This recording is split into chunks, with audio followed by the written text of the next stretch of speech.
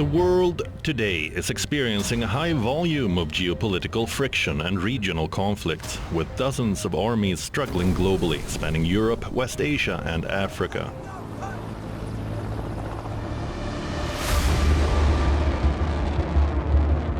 Unlike the relatively small-scale wars of the early 21st century, there is now a growing risk of major confrontations between large, heavily armed forces. Prolonged armed wars among countries are now growing at an alarming rate, despite several on and off negotiations to end wars.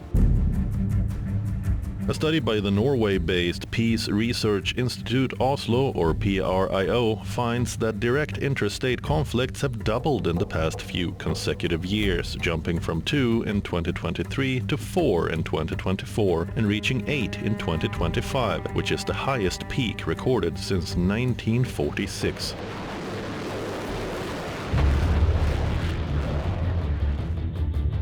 Modern conflicts are no longer restricted only to land borders. They are increasingly centered on control of critical sea routes. They deeply disrupt the global economy by creating severe maritime instability, restricting vital trade routes, and triggering worldwide inflation. On this special episode, we dive deeper into understanding why modern wars are taking longer to have decisive outcomes. Do they have their seeds in the unfinished states? What are unfinished states and why do they persist? How geopolitical tensions are uncovering the fractures, rupturing the global maritime trade? Which key choke points are under pressure and dispute, from the Strait of Hormuz to the Strait of Malacca? All these and more on WION Wideangle this week.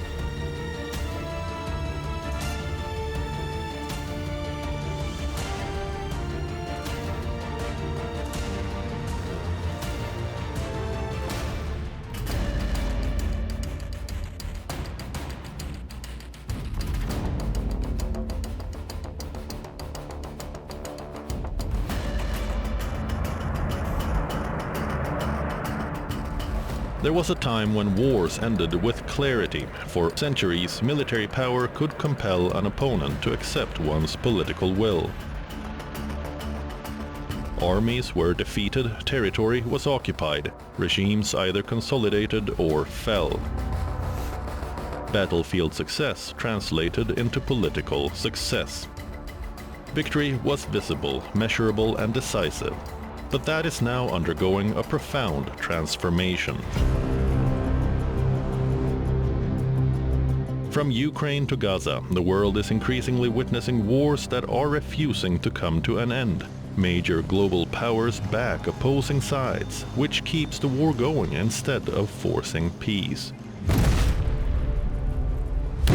Wars today continue to be fought with immense intensity. Militaries possess capabilities that earlier generations did not have. We have seen that artificial intelligence, precision-guided munitions, and hypersonic weapons have fundamentally altered the conduct of warfare.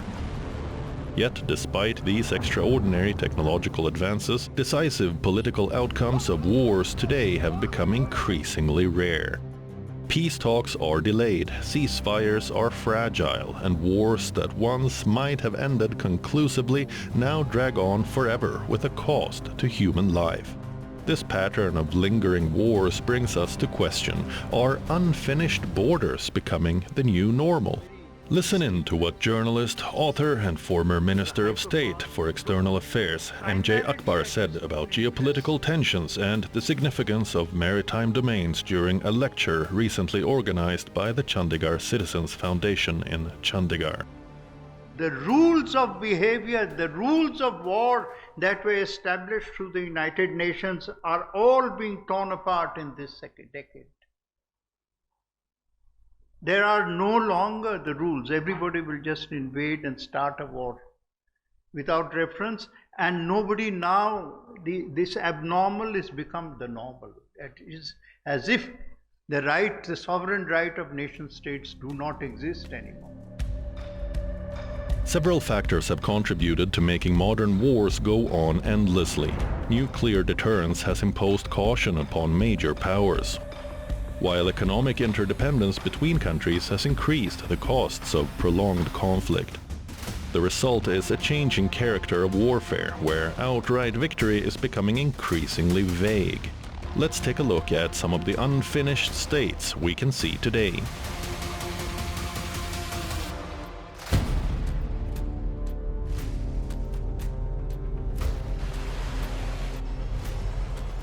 In late July 2026, the West Asia War entered a dangerous new phase after the United States launched a fresh wave of retaliatory airstrikes on Iran following missile attacks on US military bases in Jordan.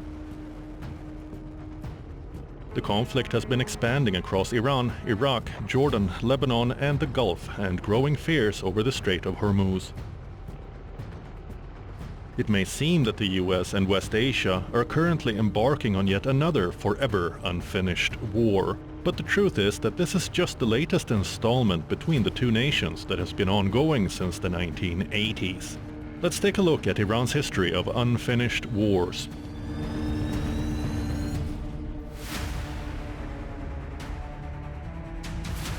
Relations between Tehran and Washington began to deteriorate in 1979. On one hand, Iran's Shah Mohammad Reza Pahlavi promoted pro-Western modernization.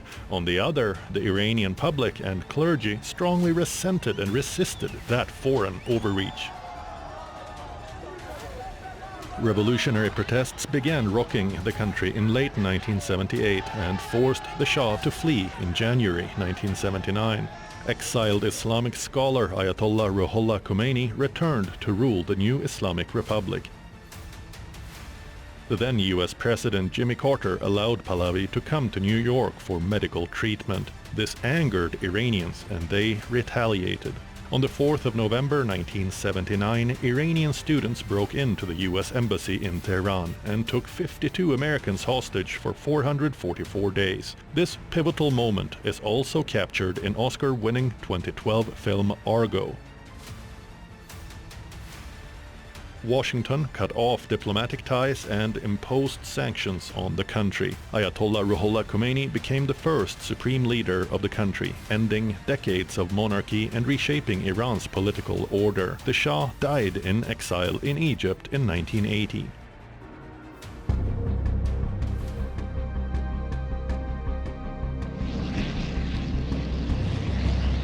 In September 1980, Iraqi armed forces invaded western Iran along the country's joint border. Following Iraq's invasion of Iran under Saddam Hussein, who was eager to push back against Khomeini's ideology, the US sided with Iraq, deepening tensions between the two nations. The war lasted till 1988 and saw thousands die on both sides. According to the Central Intelligence Agency, or CIA, Iraq also used chemical weapons on Iran. After 8 years of conflict, both countries accepted a ceasefire deal brokered by the United Nations, which became effective in August 1988. Between 1987 and 88, America and Iran came to blows several times in the Gulf during Operation Earnest Will, in which the US Navy sought to protect tankers from Iranian attacks during the Iran-Iraq War. Amid tensions and even direct attacks on each other's military warships in the Gulf, a US naval ship breached Iranian waters and fired at the civilian Iran Air Flight IR-655 in 1988. All 290 people on board were killed. Though the US claimed that the attack was a mistake, Iranians saw it as intentional. In 1989, Ali Khamenei succeeded Khomeini as the supreme leader of Iran. Khamenei was in the position for nearly 37 years until he was assassinated on February 28, 2026, during a US-Israeli airstrike in Tehran. The joint military attacks under Trump and Netanyahu started following the breakdown of nuclear negotiations and over long-standing disputes over Iran's nuclear and missile programs.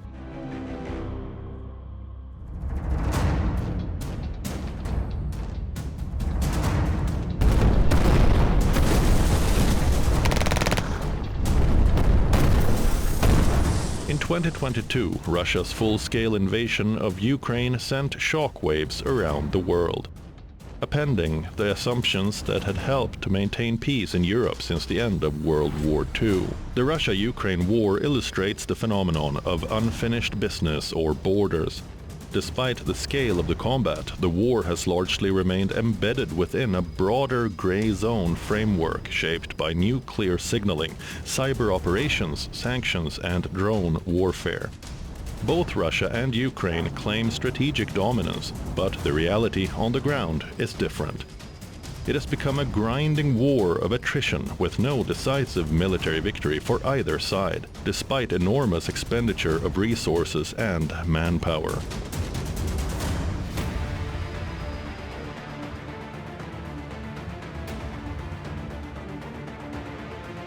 To understand the roots of this war, we must look back. The tension between Russia and Ukraine goes back centuries. But the modern conflict began in 2014, after Ukraine's pro-Russian president, Viktor Yanukovych, was ousted during the Euromaidan protests. Russia annexed Crimea, a move that was widely condemned by the international community. This set the stage for years of unrest in Ukraine. Ukraine's ambitions to align itself more with Western countries, including its publicly stated interest in joining NATO, fueled the difference further between Moscow and Kyiv. Since the onset of Russia's invasion of Ukraine in 2022, European nations have rallied to support Kyiv. The United States has reportedly spent aid worth billions of dollars since the invasion. All this aid has been crucial in sustaining Ukraine's defense efforts. However, despite these substantial contributions, Ukraine continues to face significant challenges on the battlefield. The Ukraine war does not begin with the Russian invasion of Donetsk or of eastern Ukraine. It begins with Crimea. It begins with Crimea in 2014. And when the Russians took Crimea in 2014, the whole of the West was silent. And if you ask them why they were silent, there is no answer. Merkel, Obama, everybody accepted Russia's right to access to Crimea. When the world watched Russian soldiers seize Crimea and stirred unrest in eastern Ukraine, Europe's response was muted, cautious, and hesitant. For Ukrainians, it felt like they were left to defend themselves alone. The Russia-Ukraine war has revealed Europe's inability to protect the Ukrainians and to deter Russia from invading Ukraine, as happened in the 2014 Russian annexation of Crimea. If tactics employed by Russia in its war on Ukraine shocked much of the world, it also came as no surprise to older residents of Chechnya, who had seen an equally brutal war, one that many believe bore the seeds of the current conflict in Ukraine.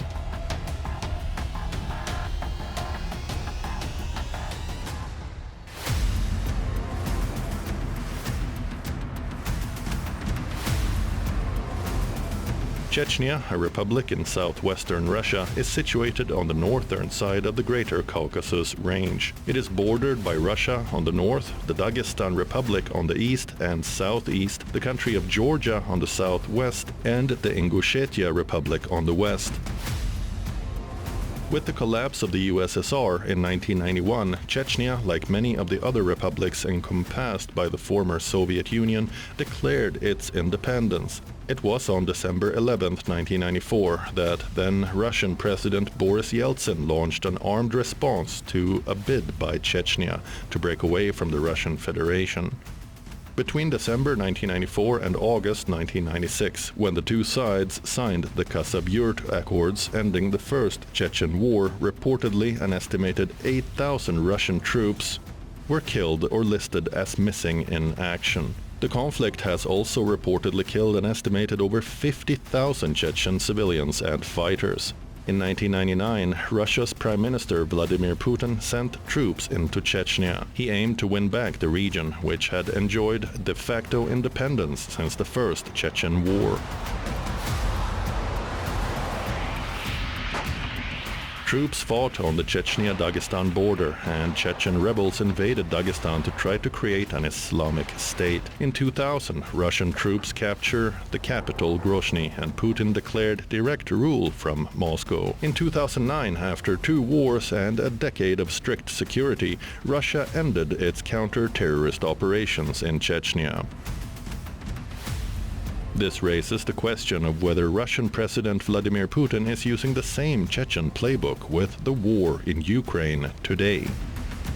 Kremlin is using a very similar playbook. Both are rooted in the imperial ambitions of Russia. Both relied on blitzkrieg, as we call it in the military terminology, a very lightning armor attack, that is attack with the tanks, to capture the capitals. That was the initial objective in both cases, Grozny in Chechnya and Kiev in Ukraine. But both failed on that.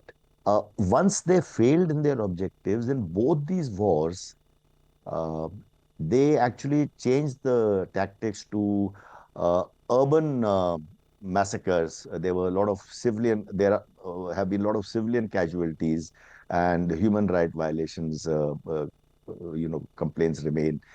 So the tactics then changed afterwards. And the last point I would like to make is that, that war took place at the turn of the century, and this war is about 2.5 decades later. Those officers who took part in the war as commanding their regiments or actually fighting the tactical operations are today in command positions in the Russian army. So, as far as Russian army is concerned, they're bound to use the same kind of a playbook.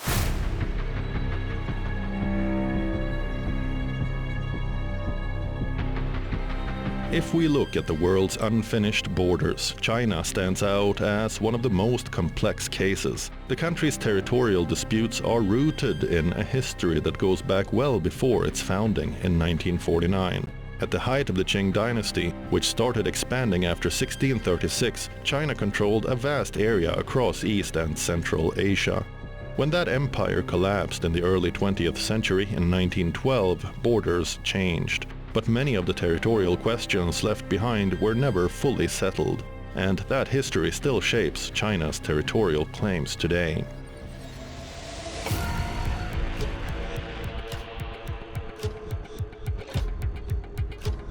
Nowhere is that more visible than Taiwan. China claims Taiwan as part of its territory, but Taiwan has its own democratically elected government and rejects Beijing's sovereignty claim. Beijing has never ruled out using force to take control of the island, and in 2026 the military pressure continues. Chinese aircraft and warships regularly operate around Taiwan, while Taipei has stepped up its own defense preparations.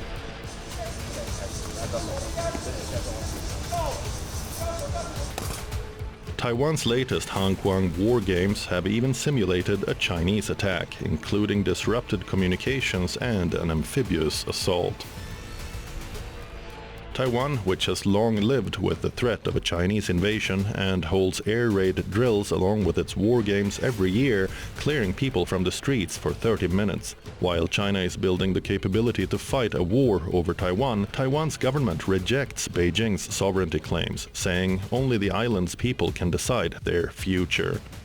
It is interesting to note that the US intelligence community's annual threat assessment in 2026 stated that Beijing does not have a fixed timeline for unification and is not currently planning an invasion of Taiwan in 2027.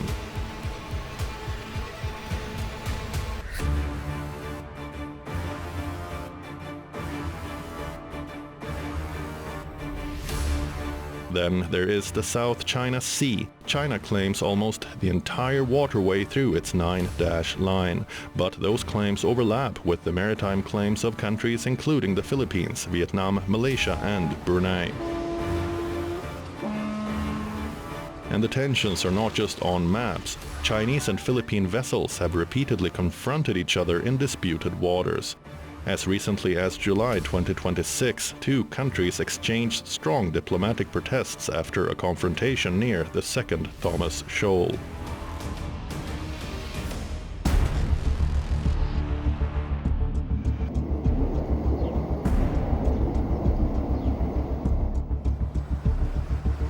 China's border with India has never been fully demarcated. Instead, the two countries are separated by the line of actual control.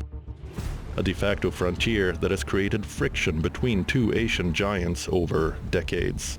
Ever since the 2020 Galwan clash, India has strengthened its military presence and infrastructure along the LAC. Both countries continue to hold talks on border management and boundary delimitation. They constantly use diplomatic and military channels to reduce tensions.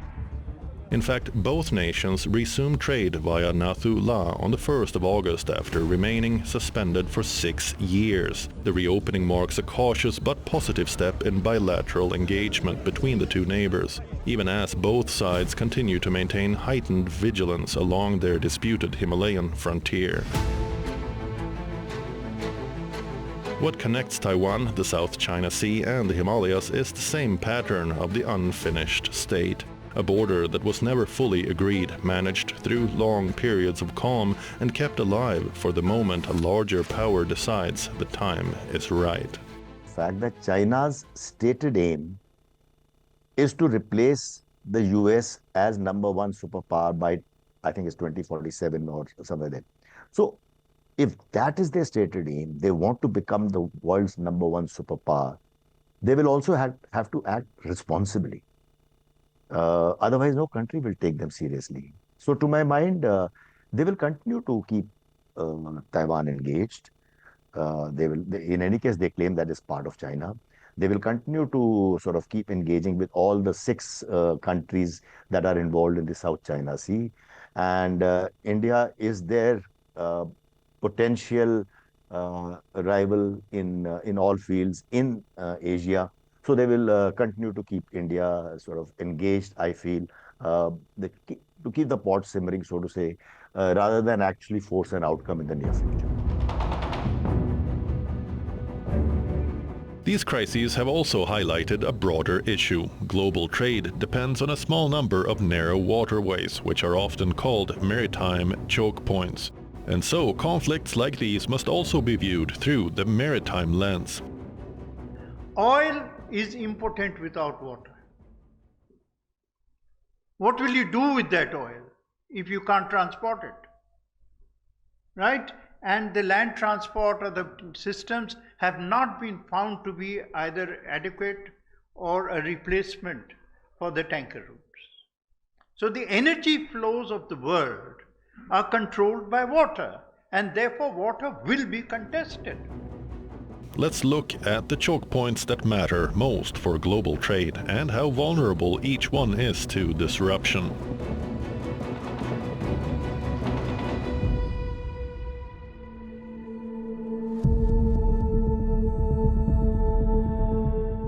The Strait of Hormuz is one of the world's most important shipping routes and its most vital oil transit choke point. Bounded to the north by Iran and to the south by Oman and the United Arab Emirates, the corridor, which is only about 50 kilometers wide at its entrance and exit and about 33 kilometers wide at its narrowest point, connects the Gulf with the Arabian Sea. Iran has periodically threatened to close the Strait of Hormuz since the 1980s, but the disruption caused to shipping since late February this year, when the US and Israel first launched airstrikes across Iran, is the most serious escalation in decades. This is Sepah Navy, Iran's Islamic Revolutionary Guard Corps Navy. All navigating through the Strait of Hormuz is forbidden. It has caused the largest oil supply disruption in history and soaring global oil prices.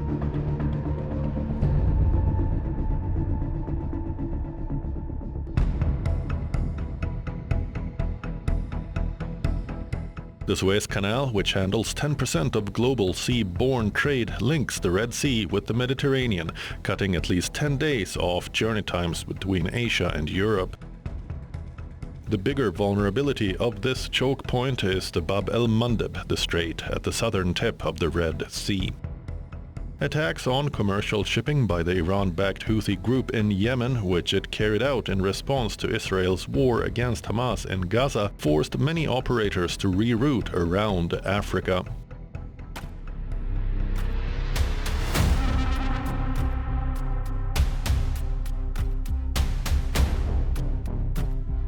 Connecting the Pacific and Atlantic Oceans, the Panama Canal handles around 2.5% of global seaborne trade, a modest share. Its vulnerability stems both from the climate and geopolitics. In early 2025, Trump threatened to take control of the canal. He cited concerns over the operation of some of its ports by Hutchison, a Hong Kong-based company.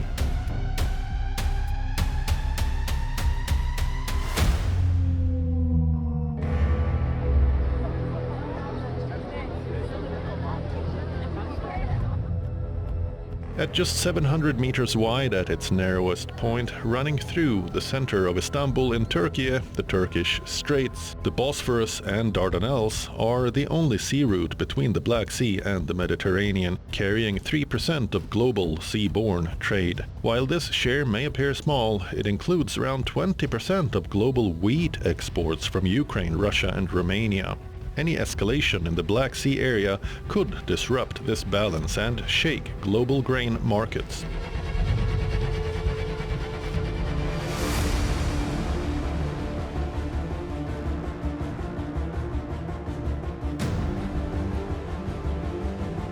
Connecting the Indian Ocean via the Andaman Sea to the Pacific Ocean via the South China Sea, this is the Strait of Malacca. It carries 24% of all global seaborne trade, including 45% of seaborne crude oil and 26% of cars. Malacca is the primary gateway through which China, Japan and South Korea receive their energy imports. Any escalation in tensions between China and the US or India over maritime dominance in the region could severely disrupt passage through the strait. Throughout much of modern military history, wars, both on the land and at sea, were expected to deliver clear outcomes. But the wars of the 21st century are increasingly challenging that assumption. From Ukraine to Iran, military forces continue to demonstrate tactical and technological superiority. Yet what they are finding harder is achieving a defining strategic closure. Perhaps it is more accurate than to say that we are living in an era of unfinished wars.